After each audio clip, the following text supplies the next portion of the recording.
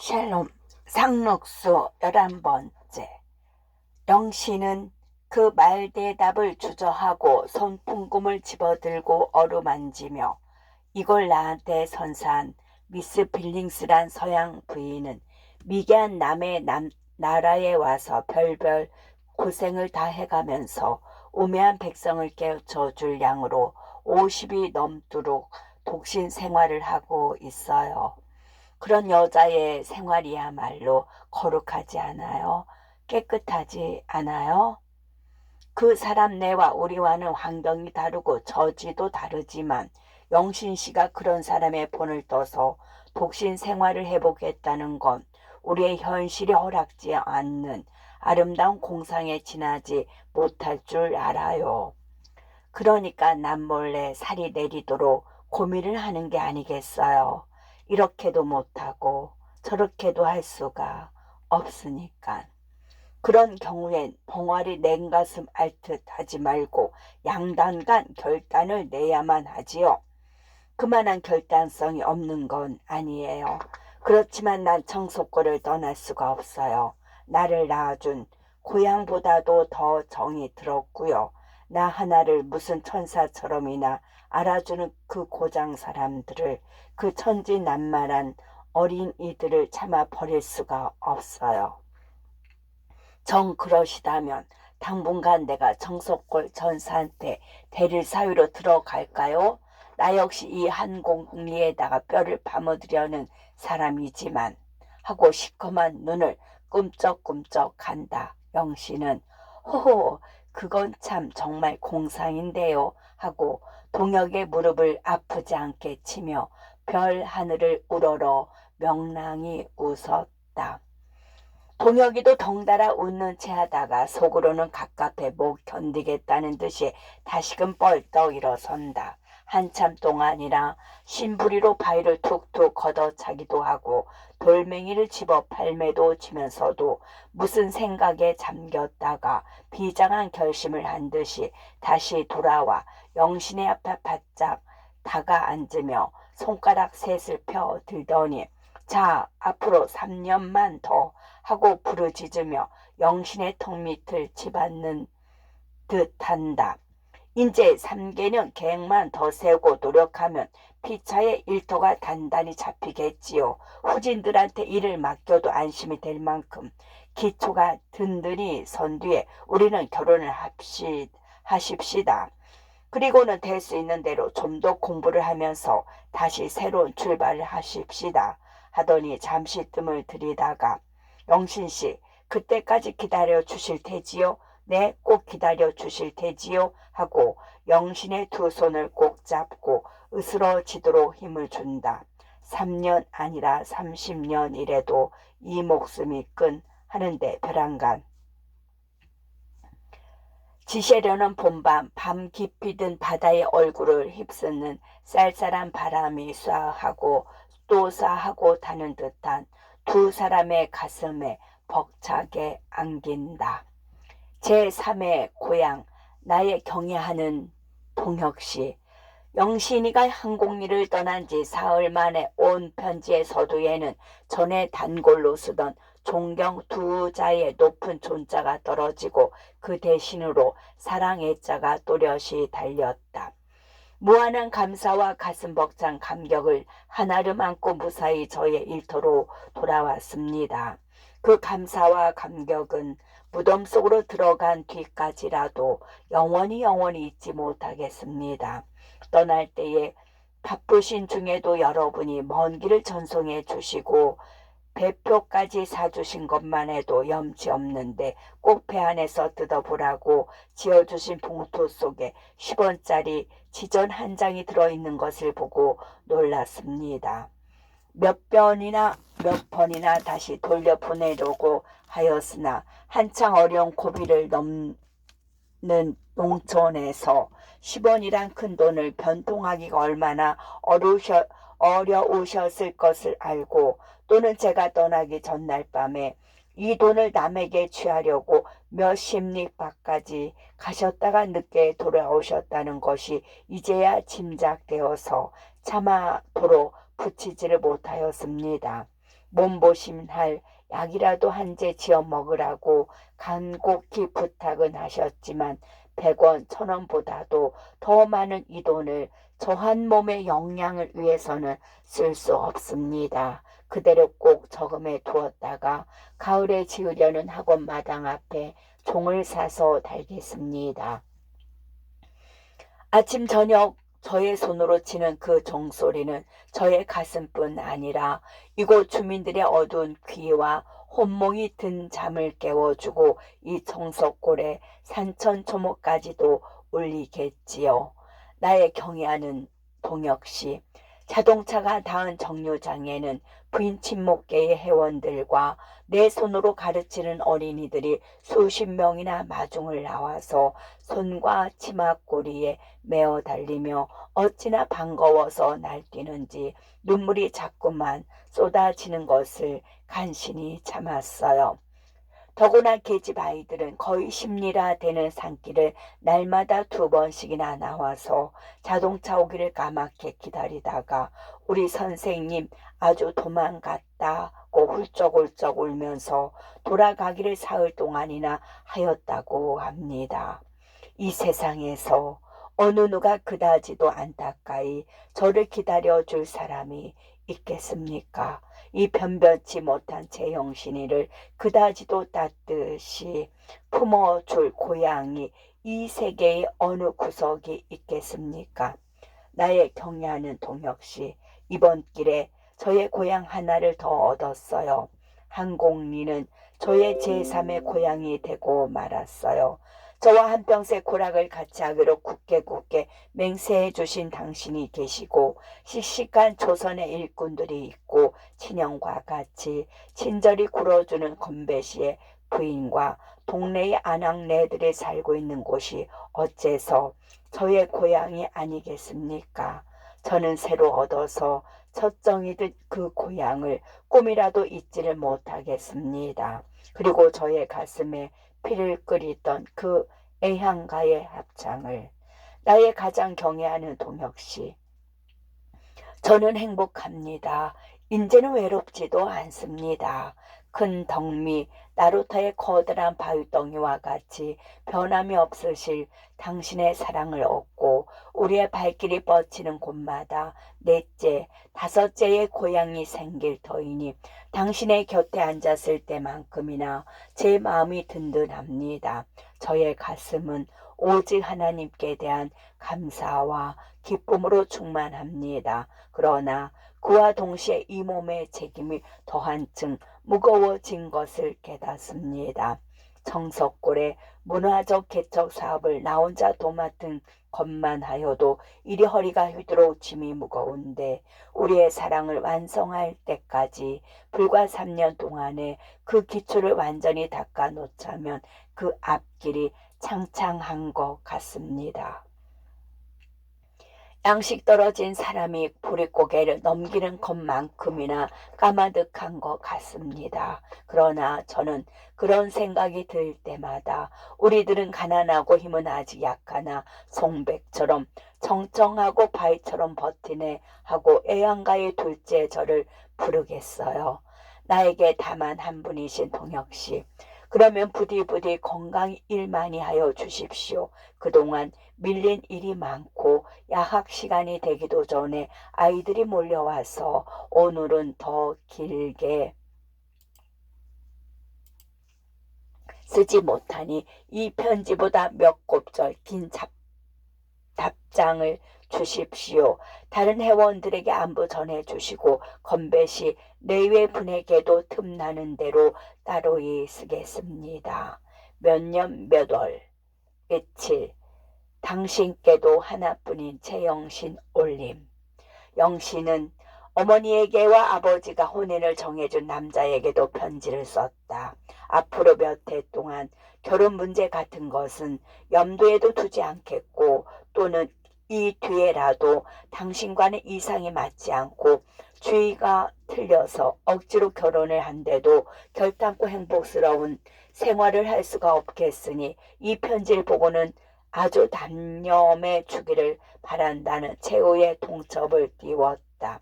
동혁이와 30년 동안이라도 기다리겠다는 언약을 한 이상 연애니 결혼이니 하는 번거로운 문제로 새삼스러이 머리를 썩일 시간도 없고, 그렇다고 그대로 질질 끌고 나가는 것은 여러 해를 두고 저를 유념해온 상대자에게 대해서 매우 미안하기도 하였던 것이다.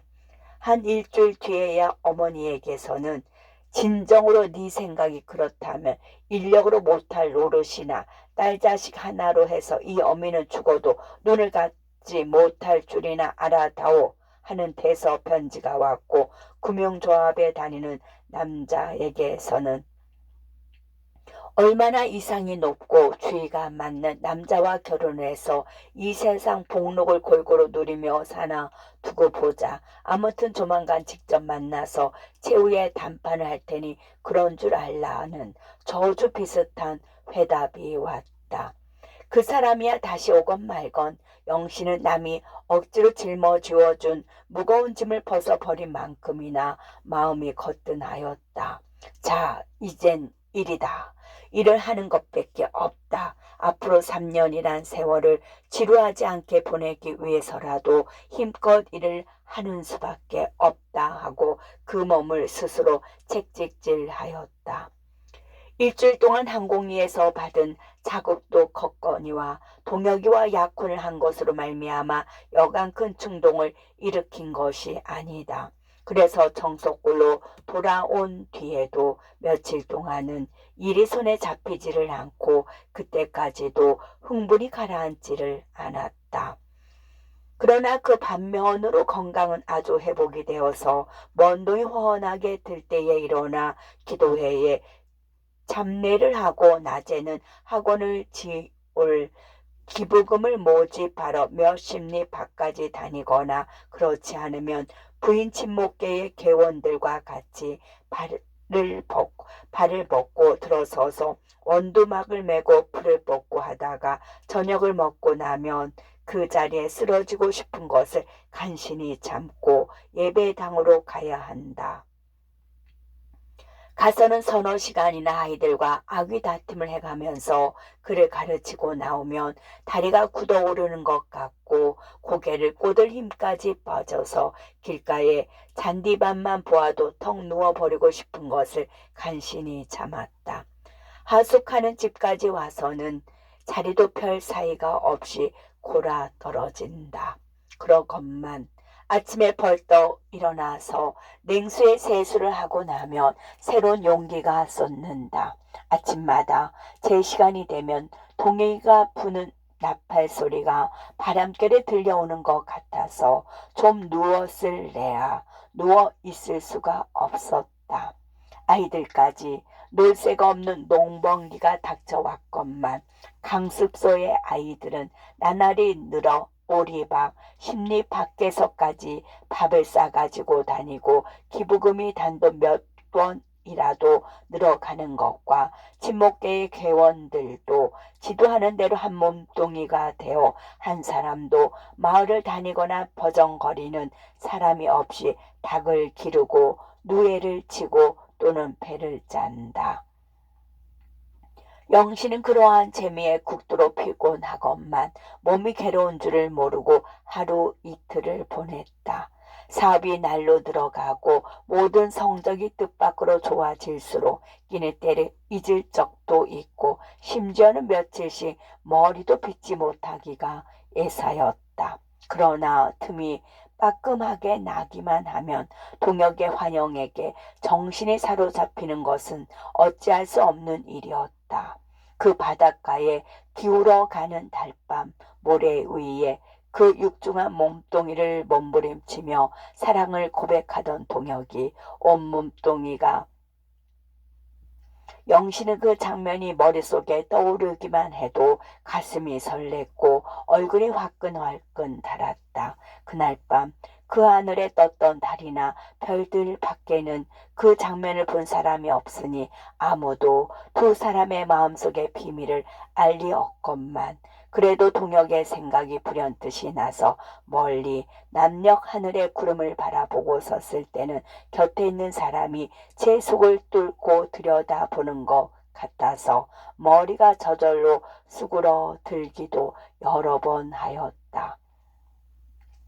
동혁에게서는 꼭 일주일에 한 번씩 편지가 왔다. 사연은 간단한데 여전히 보고 싶다든지 그립다든지 하는 말은 한마디도 없고, 다만 영신의 건강을 축소하는 것과 새롭게 가는 일이나 방금 실제로 해나가는 일이 어떻다는 것만은 문체도 보지 않고 굴단한 글씨로 적어 보내는 것뿐이었다.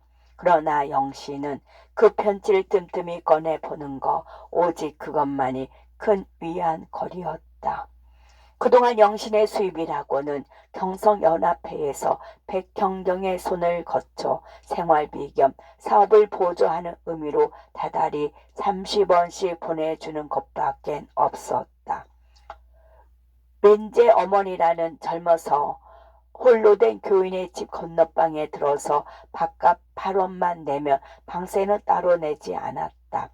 옷이라고는 그곳 여자들과 똑같은 보병갓을 입고, 겨울이면 학생시대에 입던 헌털 재킷 하나가 유일한 방한구인데 구두도 안 신고 고무신을 끌고 다니니 통신비, 신문, 잡지 10여 원만 가지면 저 한 몸은 빠듯이 먹고 지낼 수가 있었다.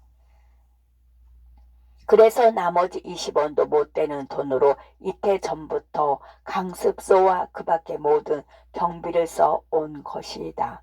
월삭금은 한 푼이라도 받기는커녕 그 중에도 어려운 아이들의 교과서와 연필, 공채까지도 당해주고, 심지어 넉마가 다 된 옷을 입고 다니는 것을 보면 장에 가서 옷감까지 끊어다가 소문 안 나게 해 입힌 것이 한두 벌이 아니었다.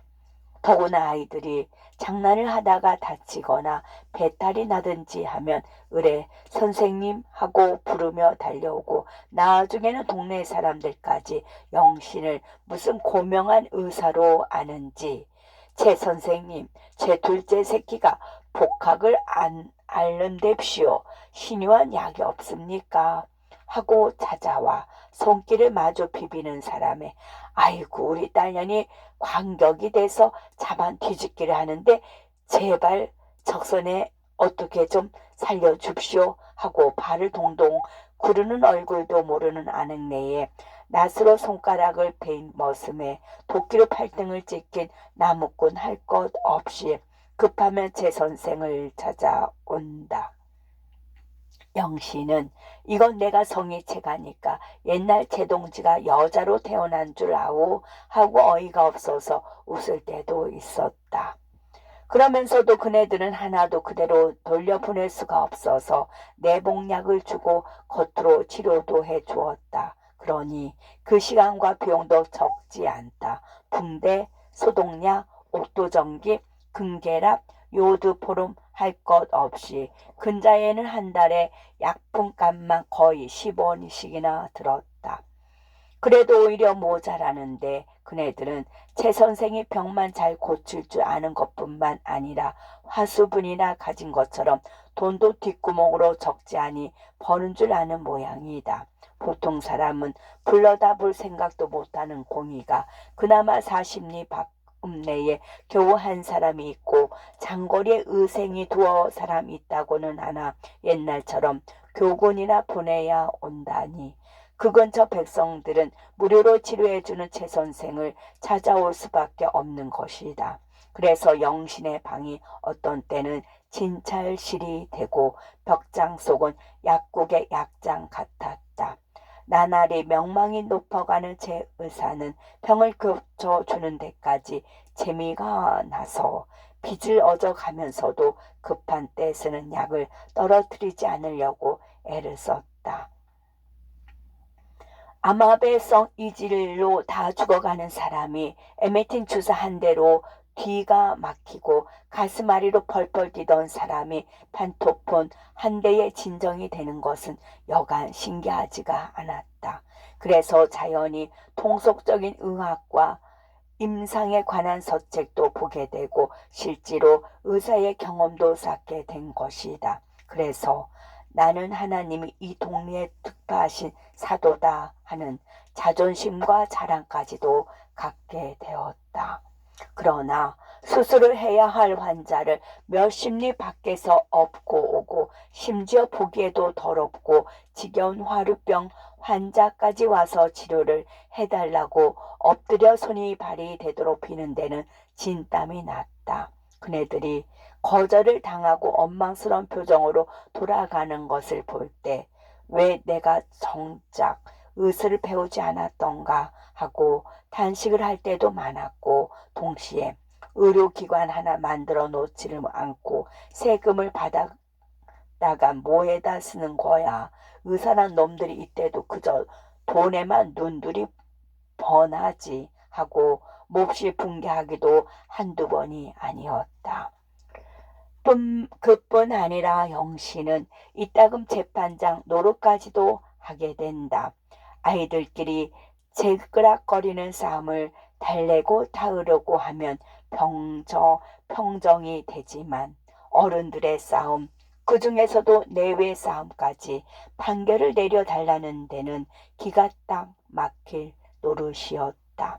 어느 비 오던 날은 딱정대로 유명한 억새 어머니가 집에서 양주가 머리가 터지도록 싸우다가 영감쟁이의 멱살을 축혀쥐고 영감쟁이는 마누라의 머리채를 꺼두르며 실컷 벌떡거리고 와서는 아이고 사람 죽겠네 최 선생님, 이 경칠놈의 영감을 어떻게 하면 뒷전을 못하게 만듭니까? 술 못 먹게 하는 약은 없습니까? 하며 영감쟁이는 만경이 된 눈을 희번덕거리며 아이고 이 육신할년 버르댕이 좀 곧 가르쳐 줍시오 하고 피가 줄줄 쏟아지는 지는 마당에서 서로 껴안고 뒹굴며 한바탕 엎치락 뒤치락 하다가 버럭버럭 대드는 바람에 영신은 어쩔 줄을 모르고 구경만 하다가 그만 뒷문으로 빠져서 예배당으로 뺑소니를 친 때도 있었다.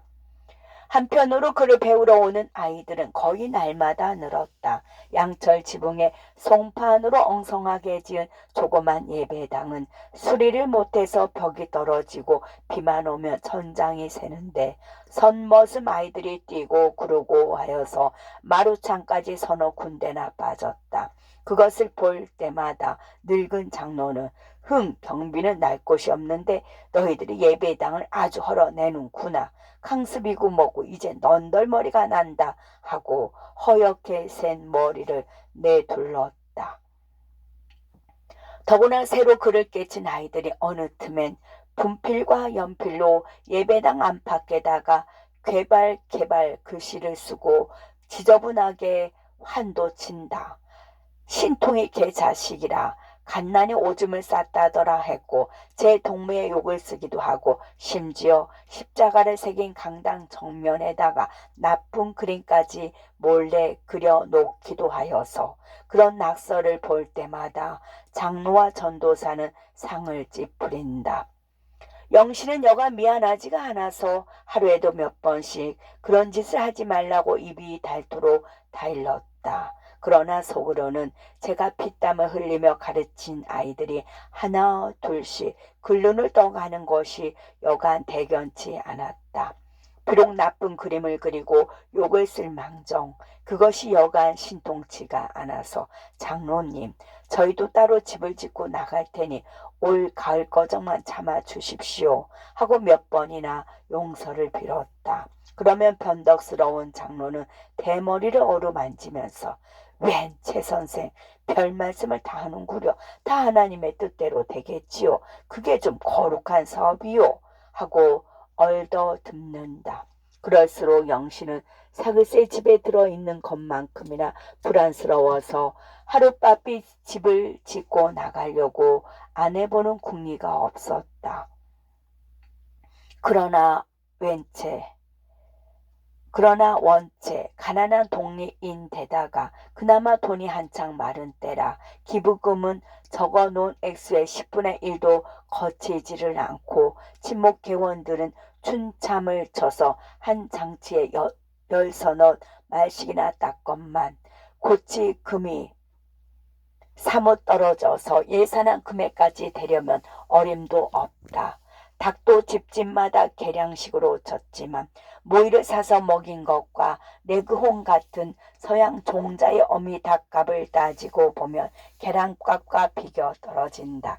그러니 줄 잡아도 600원이나 들어야 할 학원을 질 엄두가 나지를 않았다. 영신이가 하도 집을 짓지 못해서 성화를 하니까 다른 회원들은 급히 먹는 밥이 제한다우 우리 선생님도 성미가 퍽 급하셔 하고 위로하듯 하기도 한두 번이 아니었다. 그럴수록 아이들은 한꺼번에 대여섯 명, 어떤 때는 여남은 명씩 부쩍부쩍 는다.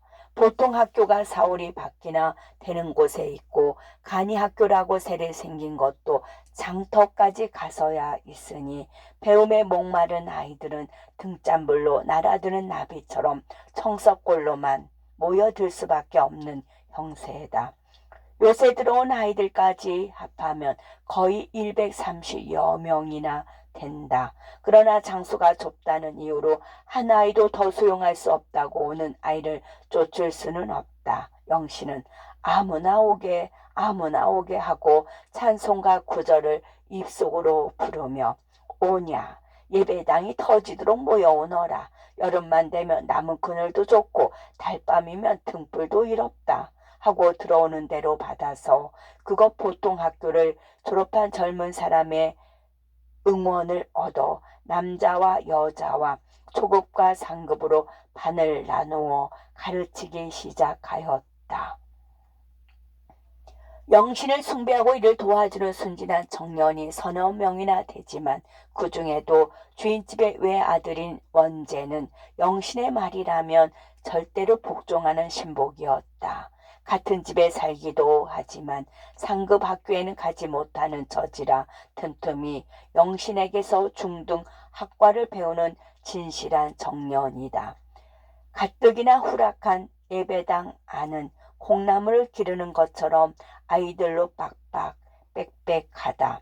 선생이 비비고 드나들 틈이 없을 만큼 꼭꼭 찼다. 아랫반에서 가자에 기억하면 각하고 나자에 니은하면 난하고 하면서 다리도 못 뻗고 들어 앉은 아이들은 고개를 반짝 들고 칠판을 쳐다보면서 제비 두둥이 같은 입을 일제히 벌렸다 오므렸다 한다. 그러면 윗반에서는 농민 독본을 펴놓고 잠자는 자 잠을 깨고 눈먼 자 눈을 떠라 부지런히 일을 하여 살 길을 닦아보세 하며 목청에 찢어져라고 선생의 인내를 낸다.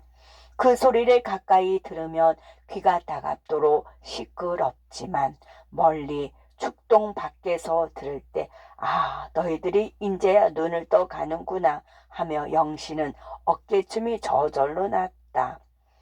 그러다가 어느 날 저녁 때였다. 영신의 신변을 노상 주목하고 다니던 순사가 나와서 다짜고짜 주임이 당신을 보자는데 내일 아침까지 주제소로 출두를 하시오 하고 한마디를 이르고는 말 대답을 들을 사이도 없이 자전거를 되집어 타고 가버렸다. 무슨 일로 호출을 할까? 강습소 기부금은 500원까지 모집을 해도 좋다고 허가를 해주지 않았는가? 영신은 일이 손에 잡히지 않았다. 웬만한 일 같으면 출장 나온 순사에게 통지만 해도 그만일 텐데 일부러 몇십 리 밖에서 호출까지 하는 것은 무슨 까닭이 붙은 일인지 도무지 알 수가 없었다. 영신이가 처음 내려오던 해부터 이 일 저 일에 줄곧 간섭을 받아왔었지만 강습소 일에나 부인 친목 깨며 그 밖에 하는 일을 잘 양해를 시켜오던 터이라 더욱 의심이 나지 않을 수 없었다. 별별 생각이 다 나서 영신은 그날 밤 잠을 잘 자지 못하고 이튿날 새벽밥을 지어 달래서 먹고는 길을 떠났다. 20리는 평탄한 신장로지만 나머지는 가파른 고개를 넘느라고 발이 부르트고 속옷이 땀에 젖었다. 영신과 주재소 주임 사이에 주고받은 대화나 그 밖의 이야기는 기록하지 않는다. 그러나 호출한 요령만 따서 말하면 첫째는 예배당이 좁고 후락해서 위험하니 아동을 80명 이외에는 한 사람도 더 맞지 말라는 것과, 둘째는 기부금을 내라고 돌아다니니 너무 강제 빚을 정하면 법률에 저촉이 된다는 것을 단단히 주의시키는 것이었다. 영신은 여러 가지로 변명도 하고 오는 아이들을 안 받을 수 없다고 사정하였으나 상부의 명령이니까 말을 듣지 않으면 강습소를 폐쇄시키겠다고 울러매어서 영신은 하는 수 없이 입술을 깨물고 주재소 문 밖을 나왔다. 그는 아픈 다리를 간신히 끌고 돌아와서 저녁도 안 먹고 그날 밤을 꼬박이 세우다시피 하였다. 참자. 이보다 더한 것도 참아왔는데 이반한 일이야 참지 못하랴 하면서도 좀 더 시원하게 들이대지를 못하고 온 것이 종시분하였다. 그러나 혈기를 참지 못하고 떠들었다가는 제안받은 수요에 아이들마저 가르치지 못하게 될 것을 생각하고 꿀꺽 참았던 것이다. 아무튼 어길 수 없는 명령임에 내일부터 130여 명 중에서 80명만 남기고 50여 명을 쫓아내야 한다. 난 못하겠다. 차라리 예배당 문에 못질을 한이 있더라도 내 손으로 참아 그 노릇은 못하겠다 하고 영신은 부르짖으며 방바닥에 가스러져 버렸다. 한참 동안이나 엎치락뒤치락하며 홀로 고민을 하였다. 그는 불을 끄고 이불을 뒤집어 쓰고 누웠다. 그러나 이제까지 가진 고생과 온갖 곤욕을 당해오면서 공들여 쌓은 탑을 그 밑동부터 제 손으로 허물어 드릴 수는 없다. 정석골 와서 몇 가지 시작한 사업 중에 가장 의미 깊고 성적이 좋은 한글 강습을 중도에서 손을 뗄 수는 도저히 없다. 어떻게 하면 나머지 50명을 돌려보낼꼬. 이제까지 두말 없이 가르쳐 오다가 벼랑간 무슨 핑계로 가르칠 수가 없다고 한단 말인가. 거짓말을 하기는 죽어라도 싫건만 무엇라고 꾸며대지 않을 수가 없는 형편이다. 아무리 곰곰 생각해 보아도 묘책이 나서지 않아서 그는 하룻밤을 하얗게 밝혔다. 창밖에 새벽별이 차차 빛을 잃어갈 때 영신은 세수를 하고 나와서 예배당으로 올라갔다. 땅 위의 모든 것이 아직도 단 꿈에서 깨지 않아 천지는 함께 괴괴하다. 영신은 이슬이 축축히 내린 예배당 층계에 엎드려 경건한 마음으로 기도를 올렸다. 주여, 당신의 뜻으로 이곳에 모여든 귀엽고 사랑스러운 어린 양들이 오늘은 그 3분의 1이나 목자를 잃게 되었습니다. 다시 어둠 속에서 헤맬 수밖에 없이 되었습니다. 주여, 그 가엾은 무리가 낙심하지 말게 하여 주시고 하나도 버리지 마시고 다시금 새로운 광명을 받을 기회를 내려주시옵소서. 오 주여, 저의 가슴은 지금 미어질 듯합니다. 영신은 햇발이 등 뒤를 비치며 떠오를 때까지 그대로 엎드린 채 소리 없이 흐느껴 울었다. 월사금 60전을 못 내고 몇 달씩 밀려오다가 보통 학교에서 쫓겨난 아이들이 그날도 2명이나 식전에 책보를 들고 그 학교에 모자표를 붙인 채 왔다. 얘들아, 참 정말 안 됐지만 인전 앉을 데가 없어서 받을 수가 없으니 가을부터 오너라. 얼마 있으면 새 집을 커다랗게 질 텐데 그때 꼭 불러주마. 응? 하고 영신은 그 아이들의 이름을 적고는 등을 어루만져주며 간신히 돌려보냈다. 그리고는 다른 아이들이 오기 전에 예배당으로 들어갔다. 잠 한숨 자지를 못해서 머리가 무겁고 눈이 빡빡한데 교실 한복판에 가서 한참 동안이나 실신한 사람처럼 우투거니 섰자니 어찔어찔하고 현기증이 나서 이마를 짚고 있다가 다리를 허청떼어 놓으며 칠판으로 갔다. 그는 분필을 집어 가지고 교단 앞에서 3분의 1가량 되는 데까지 와서는 동쪽 끝에서부터 서쪽 창밑까지 한 일자로 금을 쭉 그었다. 그리고 아이들이 오는 것을 기다렸다가 예배당 문을 반쪽만 열었다.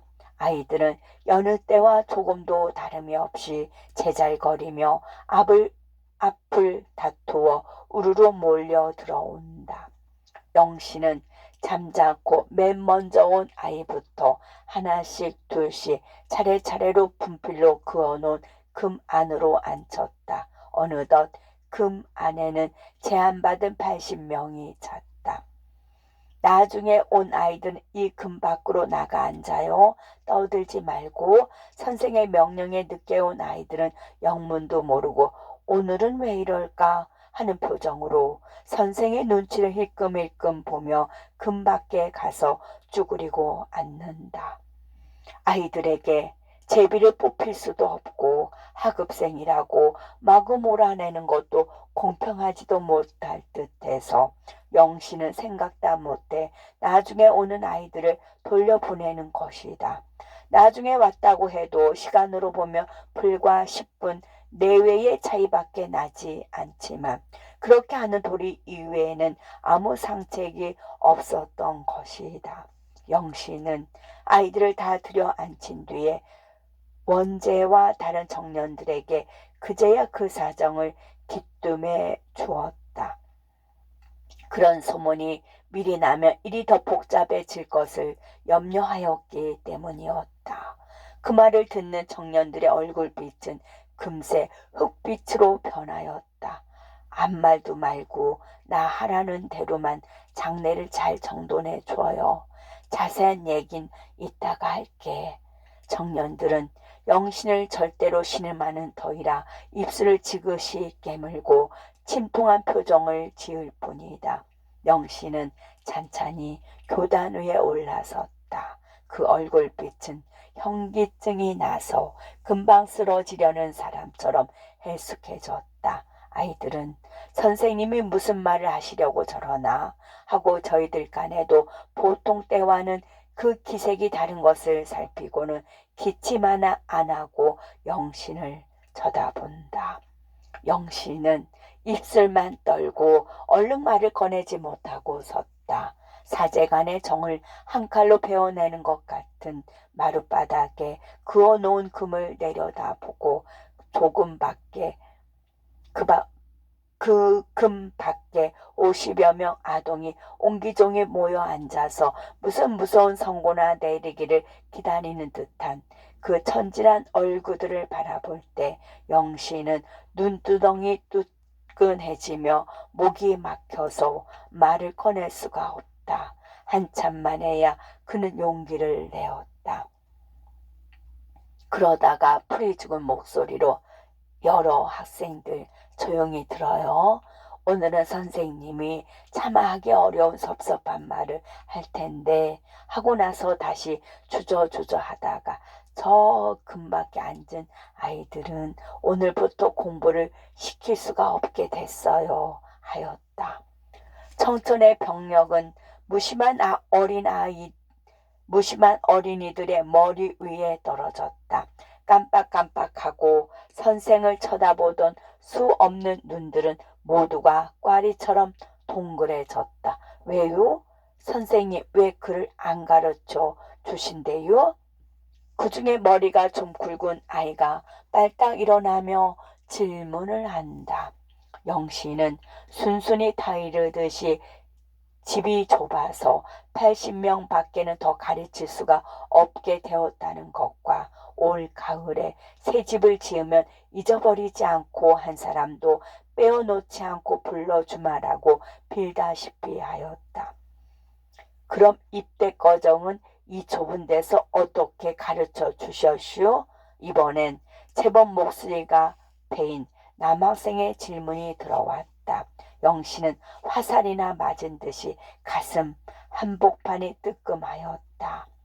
그 말 대답을 못하고 머리가 핑 내돌려서 이마를 짚고 섰는데 금밖에 앉았던 아이들은 하나 둘 앉은 채 엉금엉금 기어서 혹은 살금살금 뭉치면서 금 안으로 밀려 들어오다가 선생님 선생님 하고 연거푸 부르더니 와르르 교단 위까지 뛰어오른다.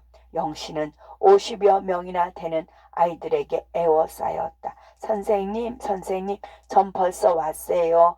뒷간에 갔다가 조금 늦게 왔는데요. 선생님 난 말똥이 버텀도 먼저 온 걸 저 차순이도 봤어요. 선생님 내일 버텀 일찍 올게요. 선생님 버텀 일찍 올게요. 선생님 저 좀 보세요. 절 좀 보세요.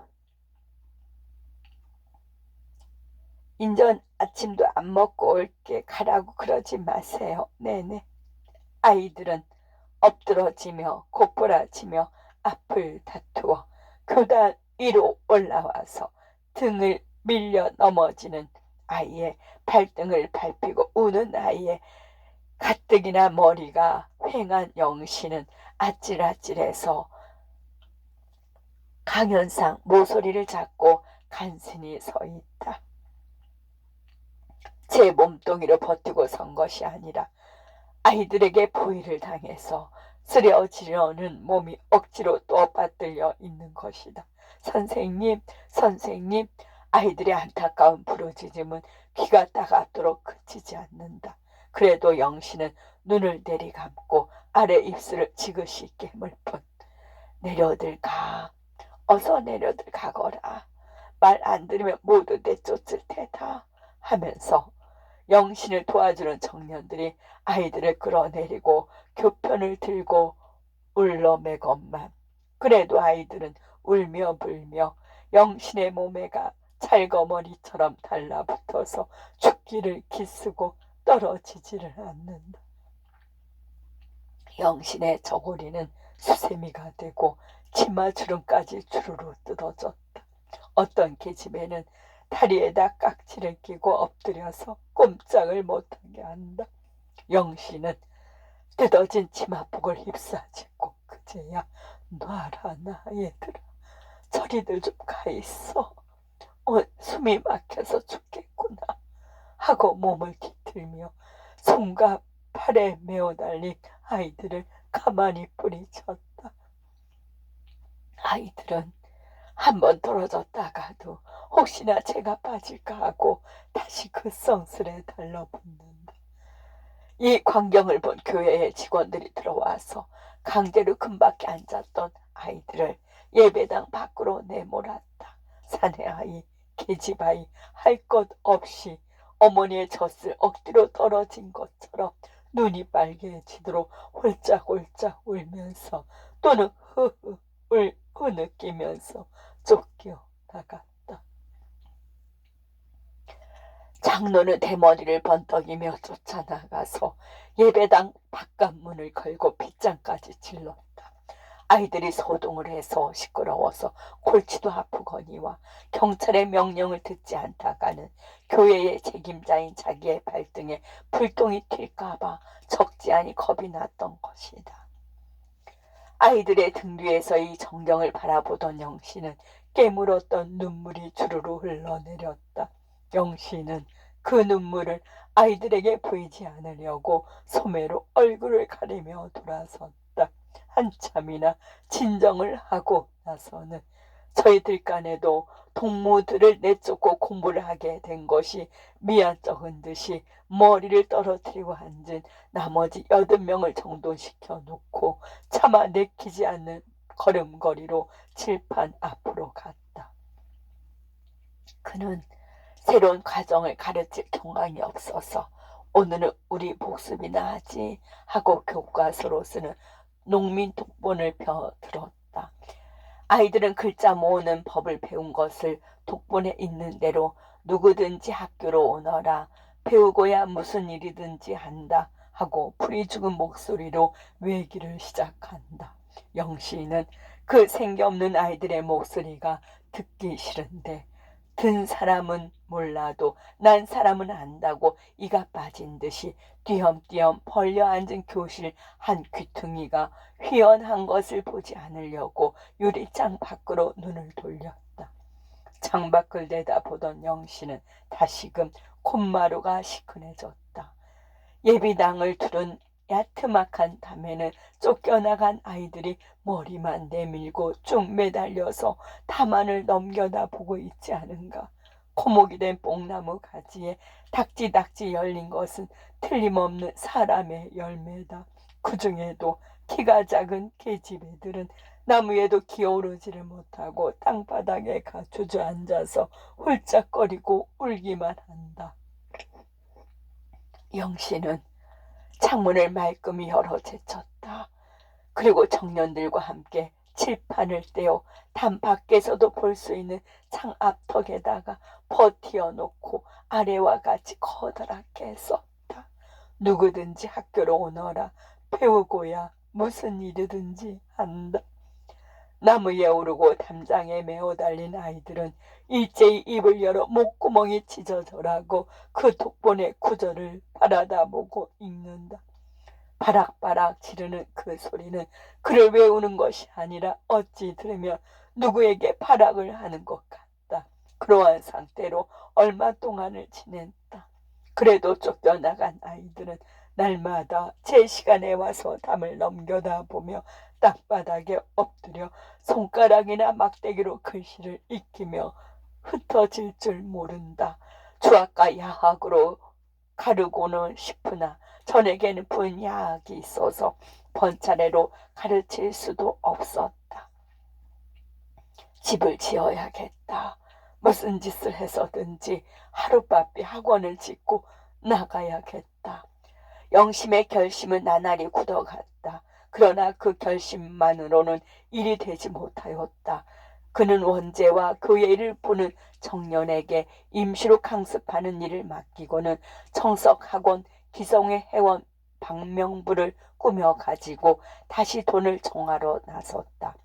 집신의 사내처럼 간발을 하고는 오늘은 이 동리 내일은 저 동리로 산을 넘고 농기를 헤매며 단 10전 20전씩이라도 기부금을 모으러 다녔다. 푹푹 찌는 산복 중에 인가도 없는 심산 궁곡으로 헐떡거리며 돌아다니자면 목이 타는 듯이 조갈이 나는 때도 많았다.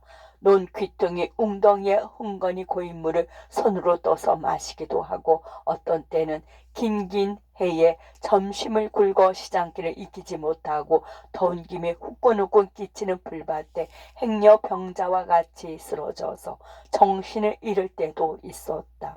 총가로 찾아 들어가면 보리밥 한 수리에 얻어먹을 수가 없는 것은 아니었만 굶으면 굶었지 비렁뱅이처럼 밥 한 술 줍쇼 하기까지는 자존심이 허락을 하지 않았던 것이다. 그러다가는 저녁까지 굶고 눈이 하가마가 되어서 깜깜한 밤에 하늘의 별만 대충 해서 방향을 잡고 오는 날도 건성 드뭇하였다.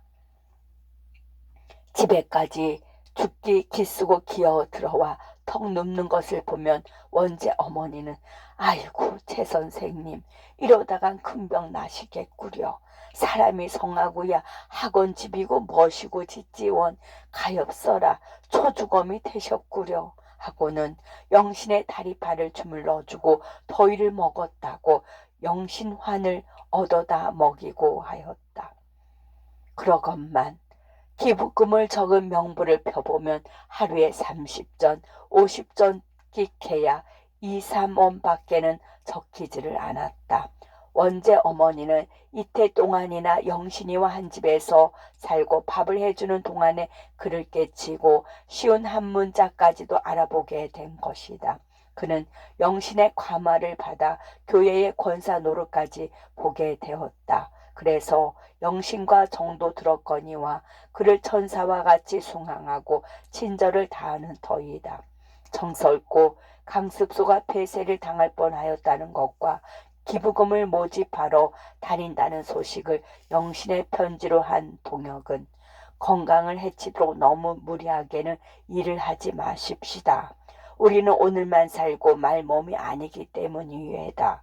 그저 칡넝쿨처럼 줄기차게 뻗어나가고 황소처럼 꾸준하게만 우리의 처녀지를 갈며 나서면 끝나는 날이 있을 것입니다. 하고 몇 번이나 간곡히 건강을 주의하라는 편지가 왔다.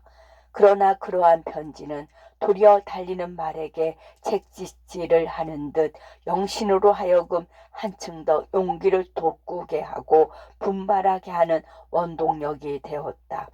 그는 생각도 못해서 기부금을 10원이고 20원이고 적어놓고 이 핑계 저 핑계로 내지 않는 근처 동리에 밥술이나 먹는 사람들을 다시 한번 찾아다녔다.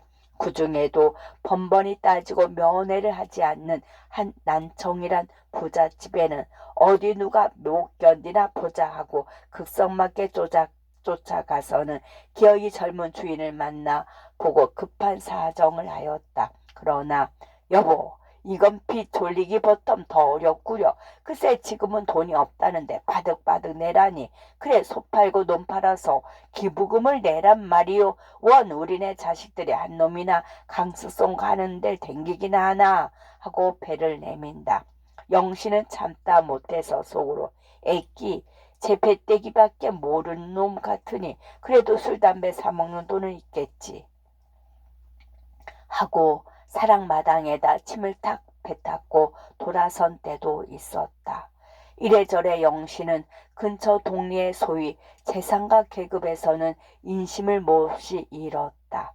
어디서 떠들더운 계집이 급번세야. 기부금에 병풍 상성을 해서 쏘댕기니 원 나중엔 별꼴을 다 보겠군 하고 기먹은 욕을 하였다. 그와 동시에 주재소에서는 쥐를 시켰는데도 또 기부금을 강청한다고 다시 말썽을 부리게 되었다. 끝.